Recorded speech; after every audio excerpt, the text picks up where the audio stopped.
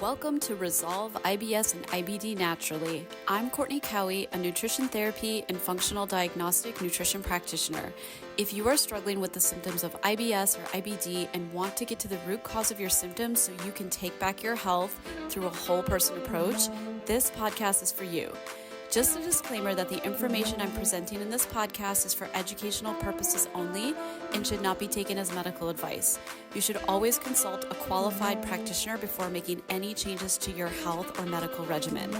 That being said, let's get on with the show. I'm super excited to have this chat with you. And I know when we were kind of first going back and forth, you were like, is my story going to apply to the IBS, IBD camp of people? And I'm like, I really do think it is, because it sounds to me like you've had an amazing health journey, transformation, learned a lot in your own process, and a lot specific to like energy and mindset, right, Adrienne? So why don't we just start by having you talk a little bit about your story and kind of what got you into this whole place with your health? Okay, great. So, Courtney, first of all, thank you very much for saying yes to me being a guest. I do appreciate that. Yeah. My story. So, what got me to where I am now and what I do, because I want to do it, is I like to call my story Lost and Found.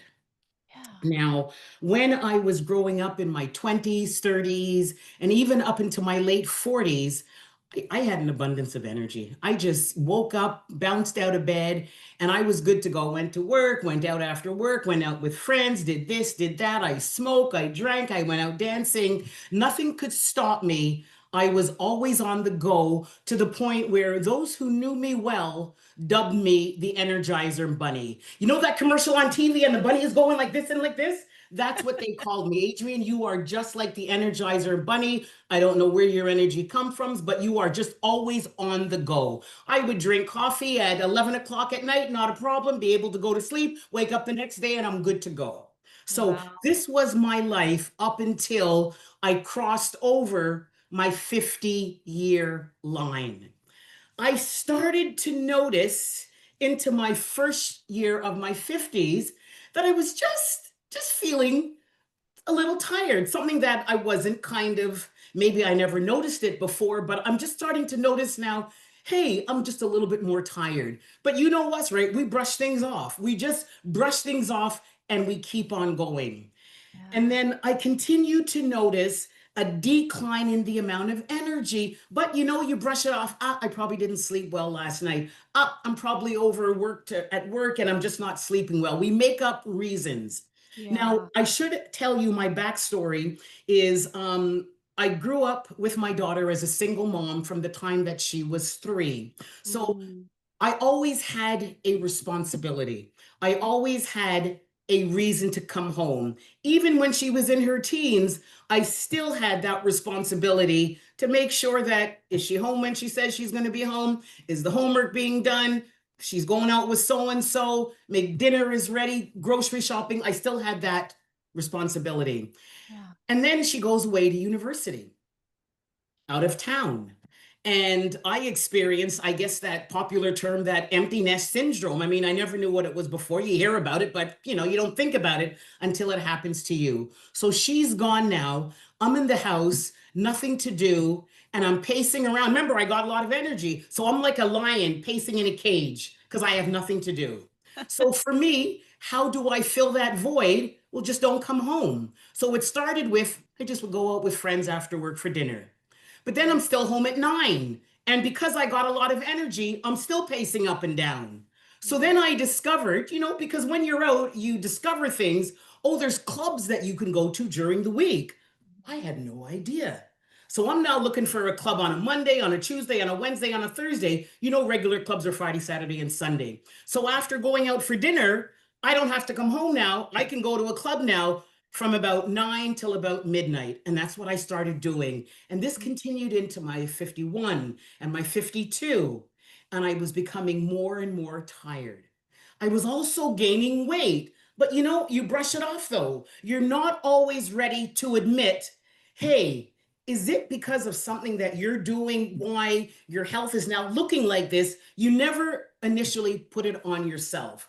Now, Mm. I also said, well, I remember when I was younger, you know, when you hear your parents talking in the other room, ah, so and so is 50, she should be slowing down. Oh, so and so is 60, he should be feeling pains. So I'm figuring, well, I'm 52, this is normal. I'm not even going to worry about it. And I kept on going. Now, it got to a point where at midnight, still got energy because I've been drinking.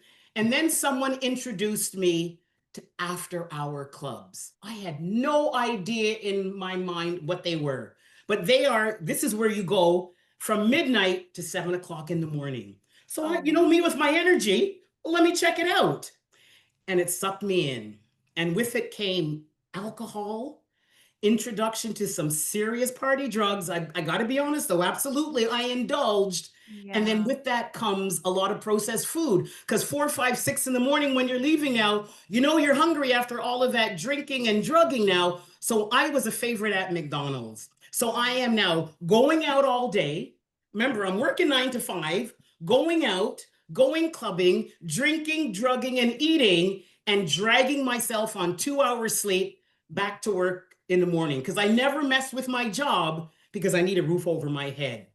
Now, Yeah. sometimes I wonder how my colleagues had no idea. But for me, sometimes I felt so exhausted, so fatigued, so brain fog. I had no idea what was going on. I like to tell people out of a scale from 1 to 10, with 10 being I felt like Superwoman, and 1 being, you know what? I'm dead. Most days, you were lucky if my energy levels reached a 2 or 3 out of 10. I was fatigued. I was lethargic. I was slow moving. And the only thing that got me up is I discovered coffee. Because prior to that, I wasn't a coffee drinker. Oh, really? And it's sure enough, you know, it gives you that bang, right? So I was downstairs and we had a coffee shop downstairs. I was down there all the time doing Mm. this couple of hours, drop, and I go it again. But not to worry about it because I'm going out tonight and the alcohol put me up again. Long story short, let's jump to the my what basically kind of came to a halt for me. Every year I would always go in for my medical examination. So I remember maybe I was 54, 55 that particular year. It was maybe September, October, November. I go in for my appointment.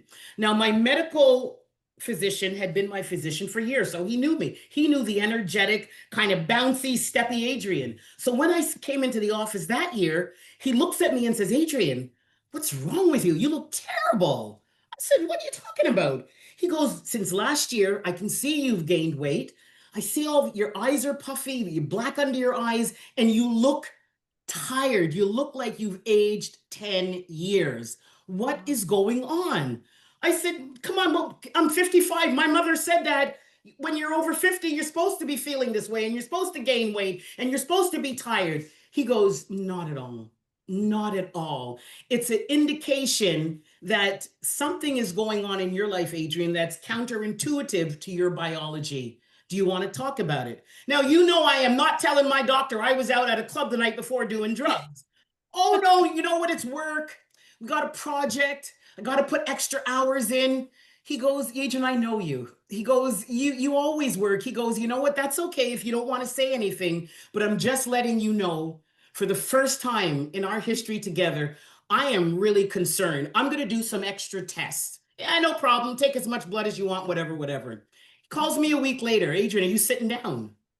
And I got to be honest, he's never said that. He's never said, are you sitting down? And you know what that means when someone says, are you sitting down? They got news to tell you. I Yeah. said, no. He goes, have a seat, have a seat. I said, what's going on? He goes, I got back your results. And I have to be honest, I'm telling you right up front, Adrienne, you are pre-diabetic. You are this close to crossing over the line to being diabetic. What is going on, Adrienne? I've known you for all of these years. We've never had a concern. You know what? It's because I'm working and I'm probably just quickly just grabbing a donut here and grabbing something here. Don't worry, doc. I'll change. I'll change. You know, you want to brush it off, right? That's your doctor. You know, you got it like your parents. Yeah, yeah, I'll take care of it. But you Yeah. know, you don't right away, though. I was back out at the club the same evening. Fast forward. So, like I said, my appointment was probably in October, November. The following January, 2 months later, I will always remember this day because this for me was my transformational day. I remember it being a bitterly cold day in Toronto. I live in Toronto, Canada. That winter it was ridiculously cold. Now, I would smoke, but because I always had my daughter in the house, I never smoked in the house. I always smoke in my garage. I remember, Courtney, it literally took me 10 minutes. That's how many layers I put on. That's how cold it was outside just to go and sit in my garage. So I'm sitting in my garage. My glove is off because I can't smoke and burn my glove. So I got a cigarette in one hand, I got a joint in the other hand, I got a coffee in front of me. I'm freezing and I'm going back and forth and I broke down. I lost it. I don't know where it came from, but I really believe now that it was just the frustration that I had built up inside of myself and how disappointed I was in myself, how I allowed myself to dig myself into that hellhole because I can't blame anybody else. I was so ashamed of myself and I cried and I cried and I said, you know what, God? Hold on. Sometimes when I think about it, I just said, God, you know what? I said, I don't want to do this anymore. I said, I can't do this anymore. I'm embarrassed. My daughter's going to be coming home from university. I can't do this anymore, but I just don't seem to be able to. I couldn't figure out how to get out of my hellhole. And Monday morning, it was okay, I'm going to be good. I'm going to be good this week. I'm going to go for a walk. I'm going to eat more vegetables. I'm going to try to smoke less cigarettes. And I'm not going to go to any of the clubs. By Thursday, you know where I was again. It was a vicious circle. It's like, a mouse on that wheel. Monday, I said one thing. By Thursday, Friday, I'm doing the same thing. And I just didn't know how to get off. I just didn't know how to get off. So I said, God, I need your help. I said, I need your help. I'm pleading to you. Please intervene and help me find a way to at least get off of this madness. All I remember, Courtney, is I finished in the garage and I guess I went back inside and went to bed. Now, I can't pinpoint when the transformation started, but over the next couple of weeks, excuse me, I started to notice that I had less of an interest in going out after work and more of a curiosity. Let's start doing some research and see, how do women's bodies change as we get older? And does it mean that I have to change my eating habits to kind of stay in alignment? Like, what is it that I could be doing or I'm doing that may be causing my weight gain, my fatigue, my tiredness, the unclarity in my brain? It felt like heavy with fog. And sure enough, through my research, I realized, oh, okay. So our bodies weren't made for all this processed food. So, yeah, I know cigarettes are bad, but you know what? After all of these years, Adrienne, your lungs have no capacity anymore. Oh, okay. Sitting down all the time. Okay, my body needs more exercise. Oh, okay. We're supposed to be out in the sunlight. Oh, more fresh air. Oh, more positive peer interactions. So, through my discovery, it's like, Adrienne, this is all you're doing. This is all you're doing because of the lifestyle choices I had been making over the last 5 years. And my body obviously was not able to handle the burden of what I had been heaving onto her.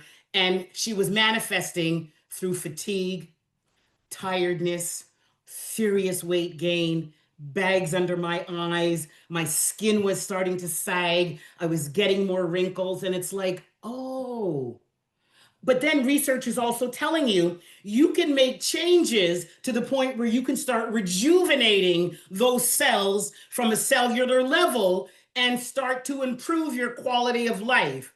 And it's like, really? Okay. And I just felt it's like my mind made that shift. It's like God said, you wanted intervention. Here you go. Here's the intervention, Adrienne. It was a mindset shift. I said, you know what? Let me use myself as a beta test. Let me take the next 12 months. I created a nutritional plan. I started out just slow exercising, like going for a walk. And in a couple of months, I felt ready. I joined a gym. I totally disassociated from that club crowd. And I started to connect with women in their 50s and 60s who believe in a wellness lifestyle. So I started listening to them and listening to their stories. So I started associating myself with more of a positive peer group. I made an effort to get outside every single day to let natural light seep into my skin.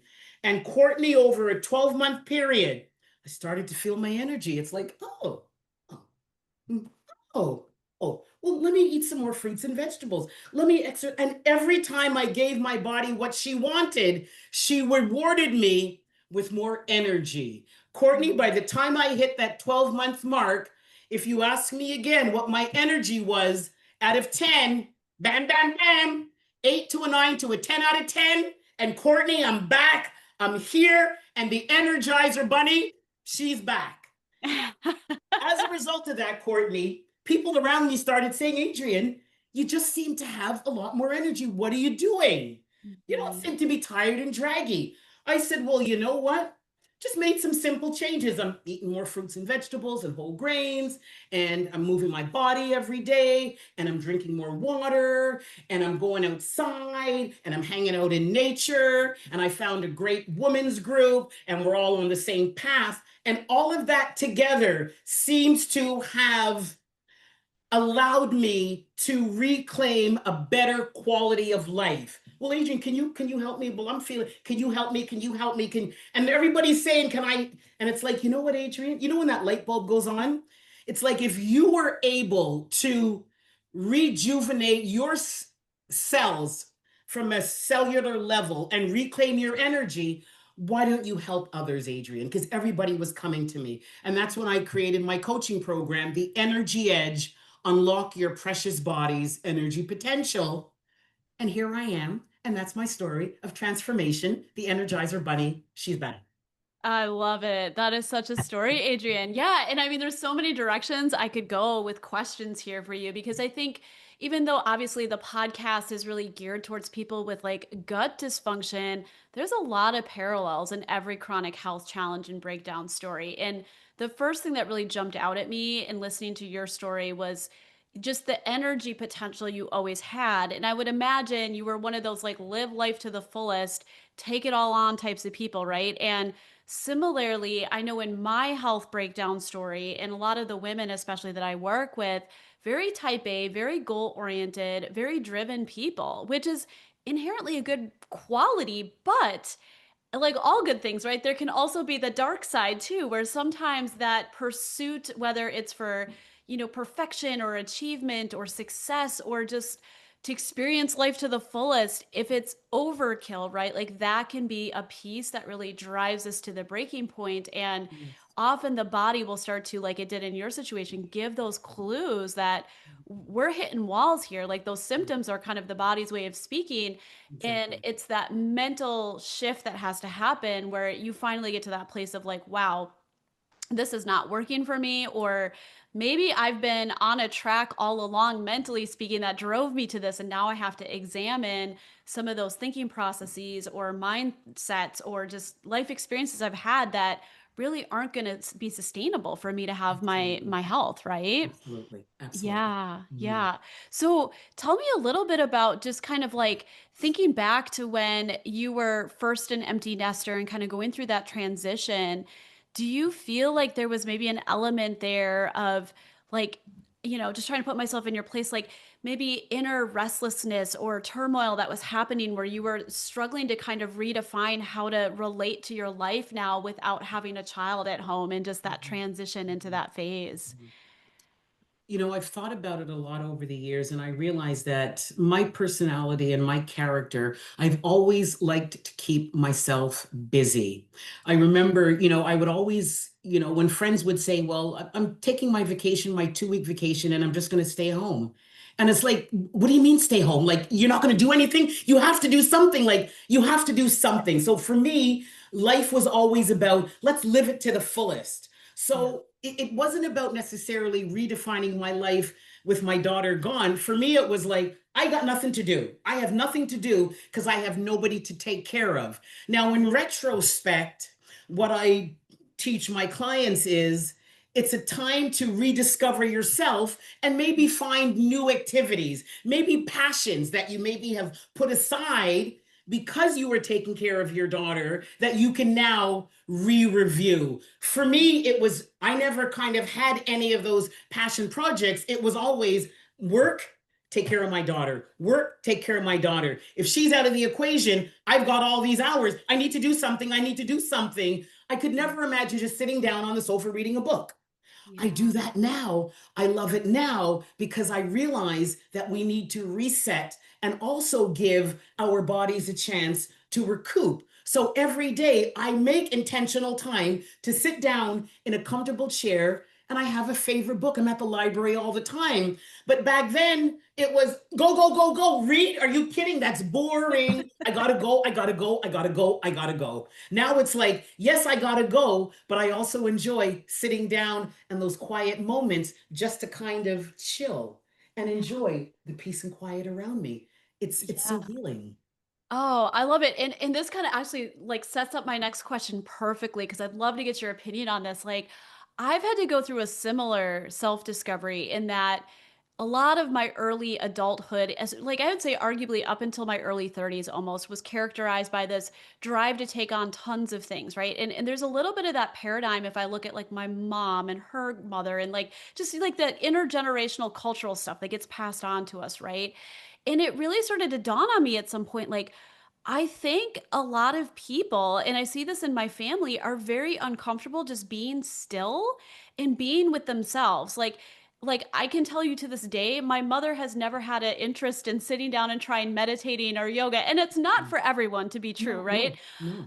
But it's very curious. And as you kind of look at just the direction society is moving, I don't know like if you agree with this, Adrienne, but I sort of feel like more and more some of the mental and emotional disconnect people are experiencing that leads into some of these physical health challenges is just not knowing how to be okay with themselves without having all of this like self-medication, whether it's drugs or foods or hobbies or video games or you name it, right? So I'd love to hear you talk on that because I'm sure you've got a lot to say. You know, for me, going through my own wellness journey to where I am now, I'm very much of a wellness advocate and I'm a steward. And for me, it's important that once we come to an understanding that at our core, we're spiritual beings. At our core, we're spiritual beings. Yeah. And as a result, the spirit needs time to rest. I know spirits, they need us to just kind of go within, just to refer what we want, to be grateful, to show joy, to show gratitude as well too. So, it's for me, it's important. And I've come to realize that everything we need we can get it from within. But you see, we're not taught that. We're taught because we live in a 3D external world, everything that we need has to come from outside of us. I was the same way, absolutely. To fill up my void, I needed to be outside. I needed the drugs, I needed the alcohol. But again, through my wellness journey to where I am now, I realized that, you know what I really need, it's inside. When I need anything, I ask inside, and I got to be honest, I realize answers always come to me because I'm prepared to be silent and listen for the answers. Because, like you said, our bodies, they talk to us. Our bodies have no other way to talk. They can't talk like you and I are verbally. So Right. if it's a pain, they will talk through pain. If it's something they need for us to know, it's through our intuition. And our intuition, if we listen to it, if we trust our intuition is the answers to what we're asking for. So I love to manifest. Oh, I love to manifest everything that I ask for. I look around, and so now it's to the point where you see when it comes to me, it's like, universe, you did it again. Thank you. Like, I cannot believe it. It's like, really, universe? I just asked you for it 2 days ago. Thank you, universe. You never did. Because we're energetic beings, anything we want, we energetically bring it to us. Courtney, I could go on for 2 hours about this. I love talking about this stuff, Courtney. Oh, no, for sure. And I align with you 100%. And you know, it's so interesting as we're talking about this, like I'm also trying to like hold in my mind too that there's a lot of people I'm sure that are very, very intrigued and interested. And this is partly why they're connected to podcasts like this, right? Like they want that inspiration, that hope, and they might be in a really dark, low place in their health journey, whether it looks like yours or it looked like mine, right? And I sometimes have to kind of think back on like what were those steps that it kind of took to get from that really hopeless, dark place to a place where you could have like full on trust that I am the master of my life? I am connected to this higher power that, you know, I put energy into that thought. Eventually, the law is it has to show up like in my actual life, right? And so maybe what would be interesting is to have you like break that down a little bit or talk about like, you know, for a person who's maybe not quite made that mental leap yet, Adrienne, like what would you say are some key things that they could focus on or think about to just to start to get a little bit to a more open place where they might be able to experience a little bit more trust in self and that ability to use that power of, you know, changing their thoughts, trying to elevate their emotions to manifest what they want in their health and in their life? Mhm, mhm. Wow. Because we are thinking beings, everything everything starts with what's going on in our minds.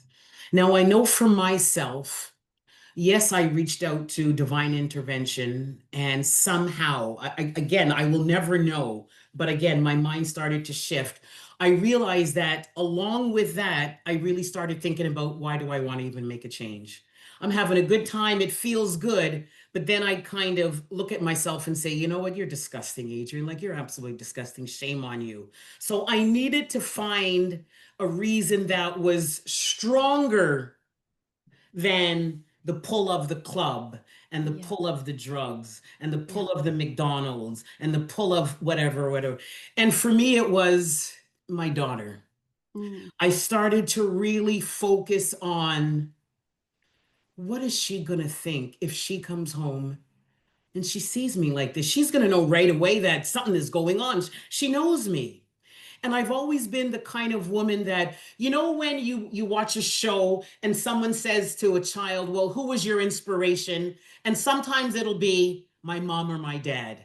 For me, I've always said if my daughter was ever asked that question, I want her to say, I've had many, but one of them was my mom. Oh. If I continue down that road, I wouldn't want anybody to say that's my role model. That's definitely not my role model. So that was Mhm. number one. Mhm. Number two, I've always wanted to travel. I love travel. I want to travel around the whole world and I want to travel healthy, Mm. active. I want to be able, if I got to go in the rainforest, I want to be able for 2 hours. I want to be able to trudge it. I want to keep up with everybody else. I want to be active and involved in my life as I get older. That was my second why. And number three, you might want to laugh. Do you remember the actress Betty White? Yeah, totally. Golden Okay, Girls. Yeah. Betty's my girl. Betty's my role model.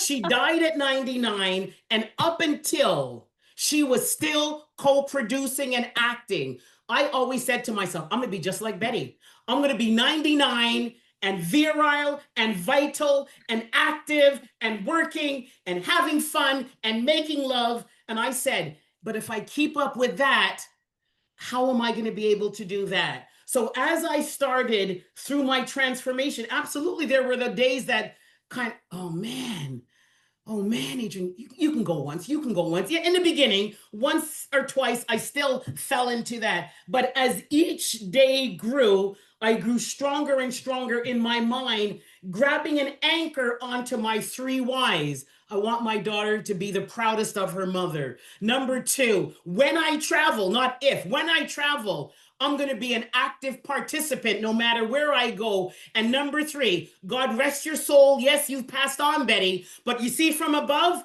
Betty is watching me, and Betty says, Adrienne, you said 99. I'm going to keep an eye on you, Adrienne. You said 99. You're going to be active. So those three anchors kind of kept me okay, yeah, yeah. I want to drive by the gym. Go to the gym. Okay, I go to the gym. Man, I've had a hard day. Man, it's probably easy to order Uber. Adrienne, you made a nice salad last night. You have some nice lean chicken. Drive by McDonald's, Adrienne. So for me, it was yeah, because you always remember the good times, but you know what? Are they in line with the direction that I'm going in now? And every time I asked myself that question, you see, I forced myself to ask myself the question before I made a decision. So, yes, you know what? I want to go to McDonald's. You just ask yourself the question: is it in alignment with your daughter being proud of you, you being active when and Betty White? No, no, it's not. Okay, what are you going to do, Adrienne? Okay, let me go to the gym. And I would go to the gym. In the beginning, it was, yeah, okay, a salad, whatever. But you see, now it's like, I've gotten used to everything that makes me feel healthy. And intentionally, I want to build a healthy energy body every single day. Because when I do, Courtney, she rewards me. Courtney, my girl, rewards me from sunrise to sunset. My girl rewards me. I got energy. Let's go. Let's go. Peak performance. Everything I do, Courtney. Peak performance because I'm alive. I'm energized. I'm grateful. I'm thankful. And Courtney, all I did was simple things: a little bit more vegetable, out in the sun, go for a walk. I say to my clients all the time, our bodies ask so little of us, and they reward us abundantly. Yeah. Come on. Come Yeah. on. Yeah. It's simple. It's simple once you get it. Once you get it and you're willing to accept it, it becomes very simple. Yeah, no, 100%. Those are such great tools. And, as a coach, like 100%, that deeper why has always got to be a piece for people that are considering health transformation. And, I'm almost even thinking about, have you ever looked into the work of like Abraham Hicks, like Esther That's Hicks, where I that started. That's where it yeah, started. I Yes, know. yes. So many of us, right? So what this kind of reminds me of is, what do they call their tool? It's like something of abundance. It's like an exercise that they put out there where it's like it's like a gratitude, almost like a montage, if you will, right? Where this isn't exactly gratitude we're talking about, but kind of what you're describing is start somewhere small, and when you master that, it builds more of that positive feedback loop energy, which gives you then more energy to do the next positive thing. And then as you master that, it's like a scale that keeps going up and up, right? And so that builds that bigger and bigger positive feedback loop. And this is like one of their tools for like, how do you get from a really down and out state to a really elevated state of like gratitude and love? It doesn't happen easily. And yes, it takes practice, but it's just reaching for the next simplest positive Yes, escalation on that scale. absolutely. And if you Absolutely. do that over time in baby steps, you look Absolutely. back over months and you will actually see quite a bit of distance is covered. And so that's Absolutely. exactly what Absolutely. I was thinking of when you were describing that whole thing, Absolutely. right? Are you struggling with chronic diarrhea or constipation and have been told by your doctor that there's either nothing wrong or that you're going to need to take a med for the rest of your life to control symptoms? What if there was another way? A way that empowered you to take back your health through a smart nutritional strategy and through running the right testing to identify true root causes. If you are ready to say yes to self empowerment and to starting the journey to real improvement in your gut health, click the link to grab my free e-guide. And you know what, Courtney, just to add to that as well, too, just to piggyback on what you're saying, when you do something that is in alignment with your biology and you get a positive result, it feels good. And, Yes. I tell people all the time, listen to how you feel. If it Yes. feels good, do it again. And it's Right. okay. And you're more inclined to do it again. And it's like, oh, I like this. I like this. And you keep on doing it. And it's like, I find that what you were doing becomes smaller and smaller in your mind because what you're doing that's in alignment is getting, like you said, it's like you're blowing air into a balloon and it's getting bigger and bigger, but it feels so good. And Mhm. so you have to decide every day, do I want more of that feel good? Or, yeah, I know that's, you see, the thing is, what's not counterintuitive to our body? It's immediate satisfaction, Yes. but it's Yes. only immediate. It's Yeah. long-term pain with immediate gain. But when we act incongruent with our biology, it's immediate gain and it's long-term gain. So for me, it's like you have to decide cost benefit analysis. For anybody in your audience who is into numbers, cost and benefit. Is the cost worth the benefit? How it works out. And for me, that's how I eventually realized any decision I made. Adrienne, what's the cost and what's the benefit? Make your decision. Make a Yeah, decision. no, 100%. And I almost feel like once you get more aligned with a truly healthy lifestyle, right? Like a health promoting lifestyle, there aren't really any, well, I shouldn't say there aren't these highs and lows quite as severely, but like you think about these kind of like artificial pleasures and numbing devices people reach for, sometimes they do give you a very temporary huge like lift, right? Oh yeah. And Oh yeah. that can be addictive. Like that'll Oh set off a yes. lot of dopamine in the brain. And we Yes. aren't meant to go through those huge ebbs and flows. Like that's Exactly. not a natural way of being, right? And Exactly. so I think it's interesting because as you're making that shift, it's like we're making it sound like this is probably just a really swift, easy, like just kind of move over Oh here. my goodness. Oh And no. not so much that, right? Because there is truth that you do have to often come to terms with the negative layers of emotions that are driving those artificial highs, whether it's reaching for alcohol, reaching for sugar, whatever it is, binging on Netflix, binging on video games. That's I right. and that's probably something that I'm sure you went through as well, Adrienne, where you have to kind of, in all honesty, confront those whatever they are. It might be tied back to several traumas or a trauma or certain like mental conditioning you went through that was maladaptive thinking as a child, right? That you have to confront kind of what are those things driving those behaviors. And then Yes. that's where kind of as you're going through that biochemical change, which can take some time and some working through that, right? You do have to get to a place where it does become more of this conscious choice of like, I can Exactly. allow myself to get sucked in, or I can Exactly. continue to stay the path I want to stay. And as Exactly. you keep choosing it, it does get easier time and time again. But yeah, I'd love to hear you speak to kind of that process of like, how do people transition, right? Yeah, you know what? And I was going to say, again, to piggyback to what you were saying, even though, yes, I know the principles that we should be applying to our life every day to live a healthier lifestyle as you build that healthy energy body. Absolutely. I'm human. There will be days where it's like, you know what? Wow, you know what? I could use a joint, man. Oh man. And then you start thinking about it because what I tell my clients is you will never forget. It's about building new habits that give you genuine joy and pleasure, but you will always remember, like you said, when you were addicted to Netflix, when you were addicted to video binging, when you were addicted to sugar, whatever it was, they'll always be there.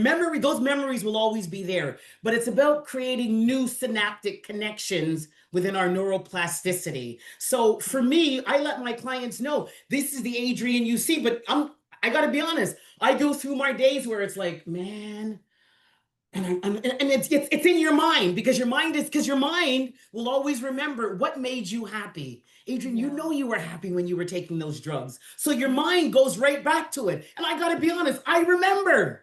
I remember when it felt like when I did that hit and it's like, man. And sometimes it's like, so I still get that pull. I tell my clients all the time, you will never, but I have found tools Yeah. to say, you know what? Oh man, shake it off, Adrienne, shake it off. You know what? I'm going out for a walk. I need to get outside in nature. I need to get outside in nature. I need to feel something else that is more in tune with my body. I need to shift my mind from that because that pull is strong. The pull to what is not good for us is strong. I got to be honest. I was a McDonald's lover. I got to be honest. Give me a Big Mac, give me fresh French fries, and give me a large strawberry milkshake. I ain't gonna lie to you. When I Mhm. drive by McDonald's now, it's like it comes to you right away, and it's like, and sometimes you smell the fries, or sometimes you're out with colleagues and they bring it in for lunch, and it's like, I got my salad, and they open up that bag, and it's like, and your mind goes back to it, and it's like, man, Adrienne, just go to McDonald's. But then it's like, you know what? Finish your salad, Adrienne. Go outside, and then you see the thought, it passes by. You have to give it a chance, like you said, let it get out of your mind, but you need to have tools in place that Yes. you can implement when you feel that pull. Because some people, that's how they get sucked back in. I was a smoker and I tried for years to stop. I would Mhm. do well for a couple of months, and then I'm out with friends, and it's like, I can have one cigarette. I've beaten it. And guess what? Before you know it, 2 weeks later, I'm back to buying my cigarettes again. So, Yeah. you have to find a way when that pull, that natural pull, to do something that you know is not good for you, when it's going to come to you, it'll always come to you. How do you counteract that? Find tools that you've put in place that really work for you to kind of draw you to, you know what? Yeah, I want this more. Let me get outside. Let me go for a run. I'm okay with the salad. I know it's better for you. You do that whole shift in your mind. So for me, I'd let people know you will always have that pull, but find a way to pull yourself back into this direction. Find yourself, for me, it's like, what is your North Star? What are you moving towards that is basically going to provide the type of life that you would really like? You have to know what kind of quality life you want. Some people want a good quality life. Some people are okay with just living on default. You know what? I'm okay. There's no effort. I don't have to try. It works for me. You know what? This is okay. This is my life. And that's okay. That's okay. But there were others who say, you know what? I know I'm destined for more. I know I want to do a whole lot more. And to do that, I need to be a little bit healthier. So what am I going to do to ensure that I am kind of connecting myself with really the vision of myself that I see?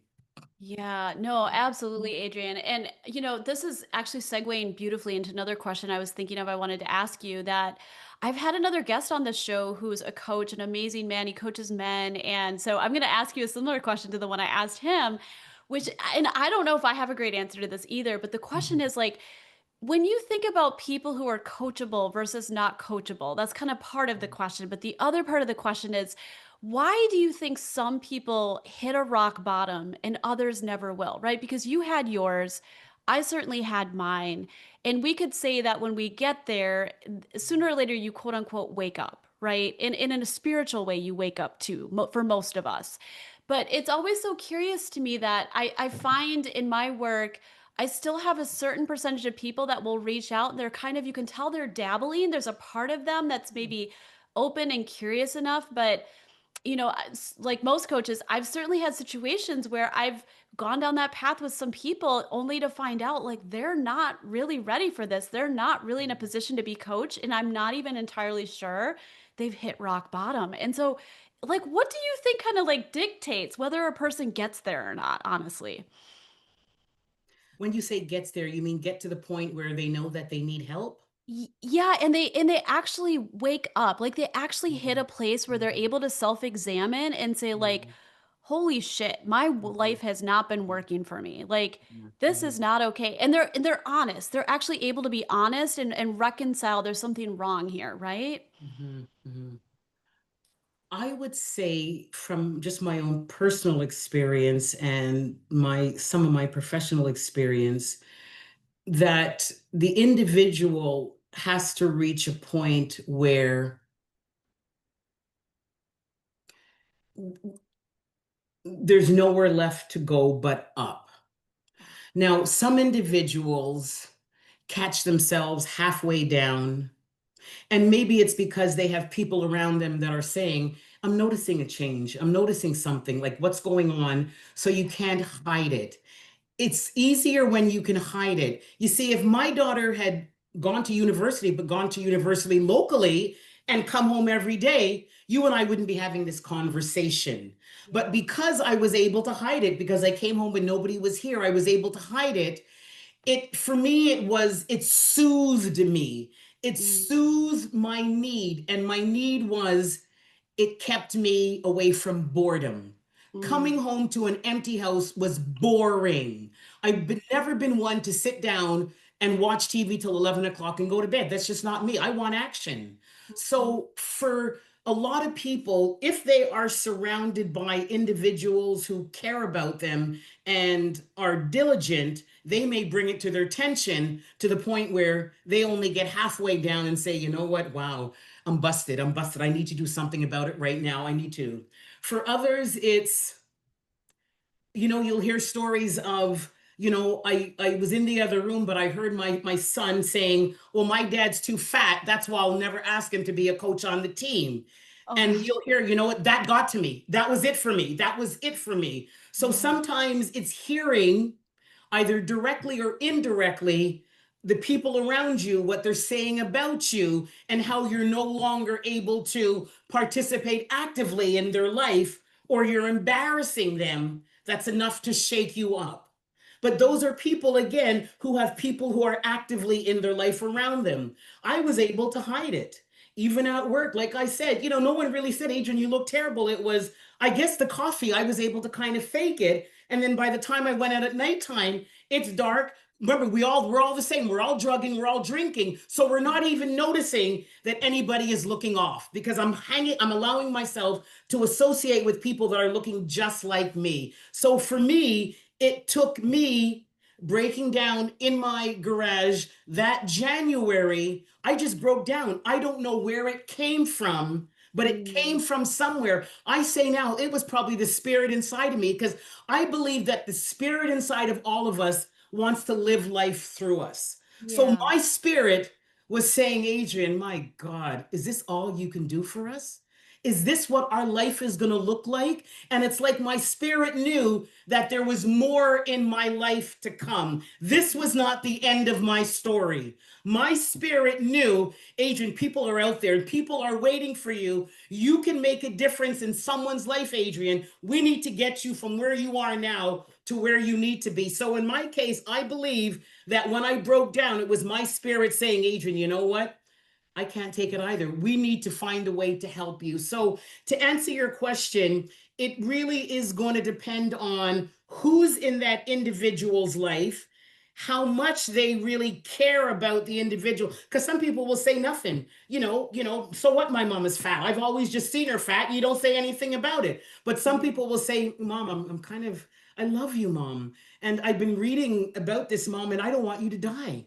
I Yeah. don't want you to die. And for some people, that's enough to say, wow, wow, wow, that shakes them up. So everybody's an island on their own. Everybody's going to have their own point where they say, you know what?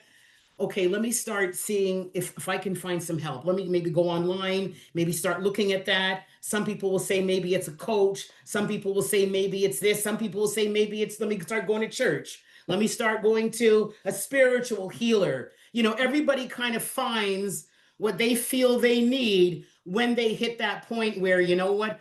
I don't want to be an embarrassment. I want to be a sense of pride like me to my child. I know that I want to be more active. Something else I didn't share with you, my mother, unfortunately, has not taken good care of herself. She's in her early 80s and she is just what can I say? Like just a mess. And when I look at her in her early 80s, I say to myself, I do not want to look like my mother at that Yeah. age. And that's enough for me to stay true to my why. I want to look like Betty White. I don't care if she was a white woman and I'm a black woman, but I want to look like Betty White. I do not want to look like my mother. And I tell my mom all the time, Mom, you're my motivation. I do not want to look like you. She's just, and she's only in her early 80s. Come on, man. Come Yeah. on, man. Look at the Yeah. people in the blue zone. 100, 110. Come on. We can live a long, healthy life if we start showing respect to our bodies. I tell my clients all the time, who has been there for us from the time we are born? Our bodies. Who Mhm. has our back through sickness, through illness, through whatever bullshit we put it through? Our bodies. But look how we disrespect them. Yeah.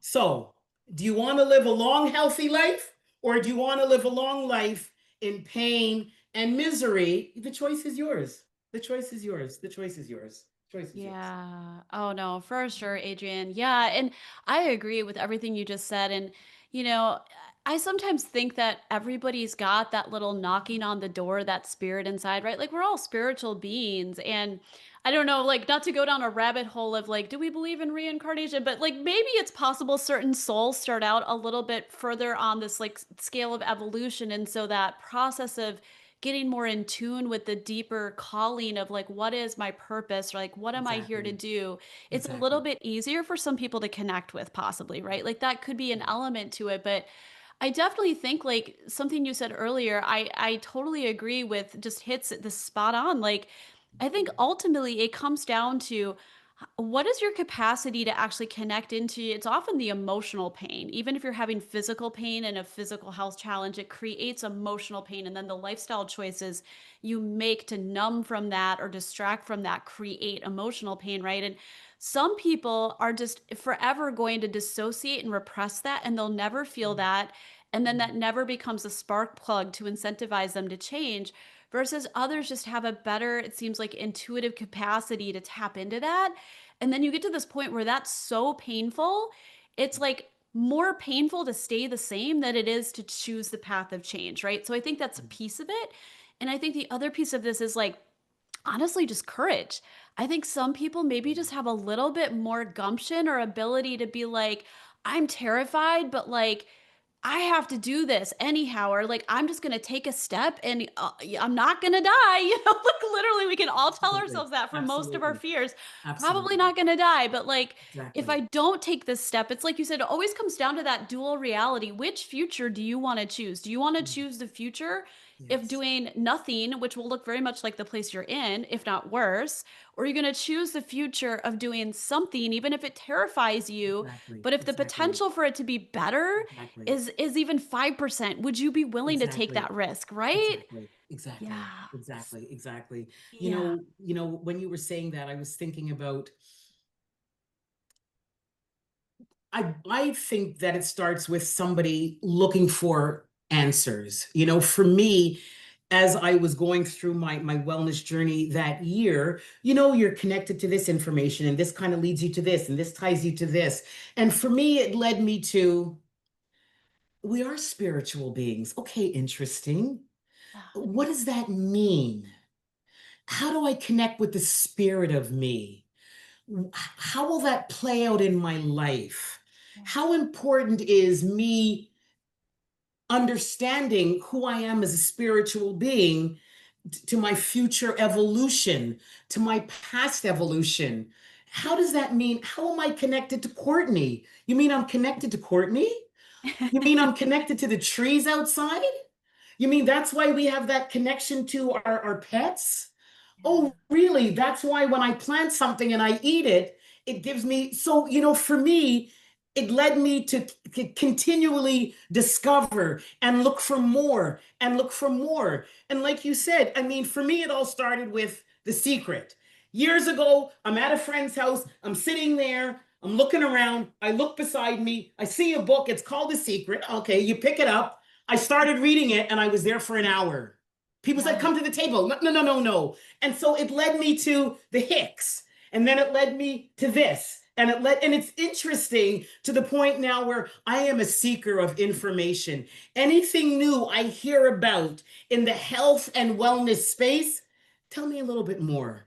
Now it's all about EMFs, the electromagnetic Oh, fields that were then the cell phones and the laptops. And it's like, tell me more. Anything that can negatively affect my beautiful body and the body of other human beings, Courtney, teach me. So I yeah. am now. I want to suck in information. I want to suck in any information that people are talking about that could potentially either better my life or harm my life because I take that information and I share it with my family, my friends, my colleagues, and my clients because it's about empowering people with health information so you can make an informed decision. You make the decision eventually. If you want to keep on your phone at 2 o'clock in the morning, even though so be it.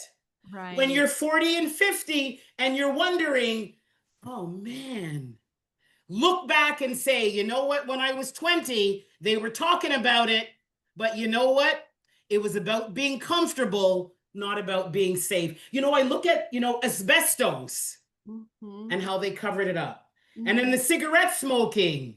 And then they kind of covered it up until the point now where it's going to be the same thing with EMFs. It'll take maybe 5 years, 10 years, or 20 years. Maybe Yeah. it'll be our great, great, great grandchildren, and it'll be, wow, they were talking about this in 2023, 2024, 2025, but we kept on our phones because guess what? It's convenient. I ain't putting down my phone. I feel fine. It's not bothering me. Courtney, I could go on for an hour, Courtney. I could go on for an hour. Oh, I know, I know. And as you're saying all that, I'm thinking, and then think about the people that sleep with it 3 feet from their head, right, all night long with the signals going off. Like, Courtney, Courtney, Courtney, I'm driving my car. They're walking across the street with the phone. I'm thinking, I really? know. Really? I What is know. so, what if, come on. I Courtney, don't start me. know. Courtney, don't I start me. Don't know. start I me. know. But Don't that's what fire I me. love what we do. See, we get to actually share this information and empower people to make better choices. And the more people obviously that start to choose that there Yes. is logic to this. And I mean, Yes. you only have to look back 100 years and yes, we could argue the lifespan of the average human was shorter because we didn't have the emergency interventions and the life-saving Fair surgeries, enough. but from a like chronic inflammatory disease standpoint, people were better 100 Thank years ago, you. you Thank know? you. And that's Thank that's the you. thing. Like we have to really stop and say, look, like if things are so great right now, why are our health statistics abysmal? And that's both in the US and Canada, most of the Western world. I mean, Come and on. it's Come it's on. gotten to a place where we can't really parse it down to just the diet, just the EMFs. It's a lot of things. But I think you open Thank up you. this journey, right, Thank you. Adrienne? And it's like in some ways you actually become more open-minded and you learn more, but there's also this sense of like what I thought I knew isn't what I knew after all. And in a strange way, you almost get to this beginner's mind a little bit more and more too, where you're Yes. just like, Yes. you can never take Yes. anything 100% for certain. And I think always leaving that little bit of doubt Mhm. leaves you open for that new information to come in and never completely write something off because I really agree with you. I Exactly. think we live in a world where a lot of what we think is true is a construct of reality in some way, Yes. shape, or form, Yes. right? Yes. Yes. And the Yes. more you kind of go into the matrix, the more you really start to question how much Mhm. of the way you think, the way you Mhm. live, it Absolutely. really serves you and has always Absolutely. served you or not served you, right? And then that leaves Exactly. this whole field of possibilities open for you Exactly. now to Absolutely. select different ways of being and living, right? Absolutely. We just have to make that decision. Do I deserve more than this? That's where it starts. There's so much information available to us. The same information that you and I have access to and that making changes in our life, so does everybody else. And it Mhm. for me, it boggles my mind, but then I remember, Adrienne, you were one of them. You knew the truth, but you Mhm. kept on that path. Yeah. So when you see people today, it's the phone today, even though I shake my head and say, you know what, they have to know that it's dangerous walking on the street, stuck to their phone. I realize with human beings, we get comfortable. We Mhm. get comfortable, and it's about, well, what's convenient for me? So it's about what's convenient for the ego, what's not good for the whole of us. I do my best to live my life considering the whole of me. Is it going to benefit my spiritual wellness, my emotional wellness, my mental wellness, and my physical wellness? Or is it what Adrienne wants? My life used to be, it's what I want. I knew smoking was not good for me. I knew processed food, but it wasn't about my whole self. It was about my ego self. People, to most people today, it's about, well, it's about me. It's about me. It's what's about me, not is it good for my whole self? And you and I, as advocates, are doing our best to open up people's minds to, yeah, you know what? I know McDonald's, I know it tastes good, but think about, is it really good for all of you? If your body was able to talk, would your Mhm. body say, oh yeah, give me McDonald's? Or would your biology say, you know what? Can I have a salad today, please?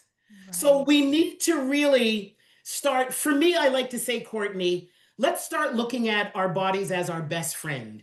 If you have a best friend, Courtney, and you see your best friend making decisions that are counterintuitive to what's best for them, are you going to say, keep on going? Are you going to step in and say, you know what, Adrienne, I care about you and I love you. I'm really Mhm. concerned. Why don't we do that for our bodies? So I teach my clients to befriend your body. Look at your body like your best friend. And when you make a decision, say, okay, body, you know what? Do you really want this? Is this really good for you? I love you. You've Mhm. had my back forever. You will have my back until the day I die. do you want this McDonald's or do you want a salad? You know your body is going to say you want a salad, but if you end up having McDonald's, it's because your ego said, I want McDonald's. So we let our minds, we let our egos dictate and our egos override really what we know. You know that angel and that devil that you used to see on commercials? We know the angel is saying, you know what? Please can we have a salad today? Instead of sitting, can we just go out for a walk, please? Even if it's just 10 minutes. But the ego says, sit down and relax. Check on your phone. I'm not going outside, man. Let me just pick up the phone and call Uber Eats. The ego, for a lot of us, unfortunately, overrides the system that says, you know what? Can we just have a little, can we just maybe laugh a little bit today instead of always reading that negative news? I'm sad. Yeah. I'm sad. Yeah. I'm sad.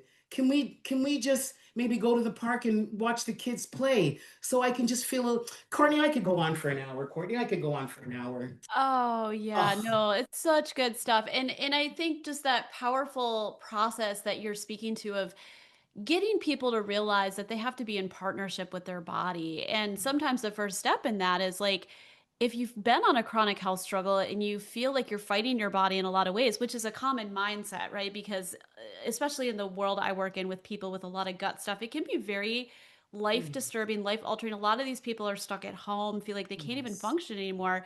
It's Mm, only natural to turn that yes. frustration and that anger against yourself. And it feels like a Absolutely. betrayal. But Absolutely. when you can start to look at it as like, actually your body's symptoms are the body's way of trying to counterbalance things that it's struggling with, and although it seems like an impediment to living the life you want, it's also its way of like getting you to pay attention. And what we have to try to do is understand the deeper message, which is not always an easy one to Exactly. understand sometimes. Exactly.